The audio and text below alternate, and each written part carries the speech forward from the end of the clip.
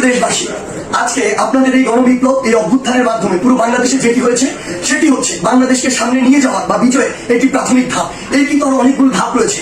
এটির চূড়ান্ত পর্যায়ে যাওয়ার পূর্ব পর্যন্ত আমাদেরকে প্রত্যেকটি স্টেপ অনেক চিন্তা করে ফেলতে হবে। আপনারা মনে রাখবেন, যারা আজকে পরাজিত হয়ে চলে গিয়েছে তারা কখনো একদিনের মধ্যে পুরো বাংলাদেশ থেকে শেষ হয়ে যাবে না।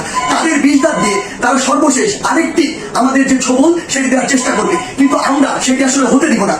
আপনাদের একটি জিনিস মনে রাখতে হবে যে পুরো বাংলাদেশের যে সংখ্যালঘু ভাই বোনেরা রয়েছে তাদেরকে নিরাপত্তা দেওয়ার আপনাদের দায়িত্ব নিতে হবে। তাদেরকে যেন কেউ স্পর্শ না করতে পারে, এটি দিয়ে কোনো ইস্যু যেন তৈরি না করতে পারে। আরেকটি গুরুত্বপূর্ণ বিষয় আপনাদের মনে রাখতে হবে, সেটি হচ্ছে পুরো বাংলাদেশ এই যে সম্পদগুলো রয়েছে কিন্তু আমাদের সম্পদ, জনগণের ট্যাক্সের টাকায় গড়া এই সম্পদগুলো, এগুলো যেন আমরা বিনষ্ট না করি, কোথাও যেন জ্বালা পুরো ভাঙচুর এই বিষয়গুলো আমরা না চালাই। কারণ দিন শেষে আবার আমাদের ট্যাক্সের টাকায় এগুলো আবার পুরো প্রতিষ্ঠা করতে হবে। বাংলাদেশ অর্থনৈতিকভাবে এখন কিন্তু ভালো অবস্থায় নেই, সেখানে এগুলো আবার গড়ে তুলতে আমাদের অনেক বড় একটি সাফারিং এর মধ্যে দিয়ে যেতে হবে। সেই জায়গায় আপনাদের প্রতি অনুরোধ, আমাদের এই কাজগুলো আমাদেরকে রিপ্রেজেন্ট করে।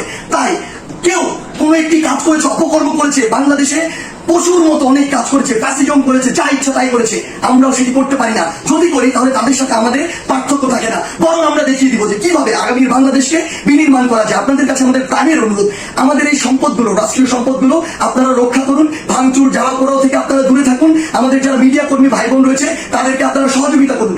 সর্বোপরি আমাদের ওই চূড়ান্ত বিজয়ের পর্যায়ে যাওয়ার পূর্ব পর্যন্ত প্রত্যেকটি স্টেপ ইমোশন দিয়ে নয়, চিন্তা করে ফেলুন।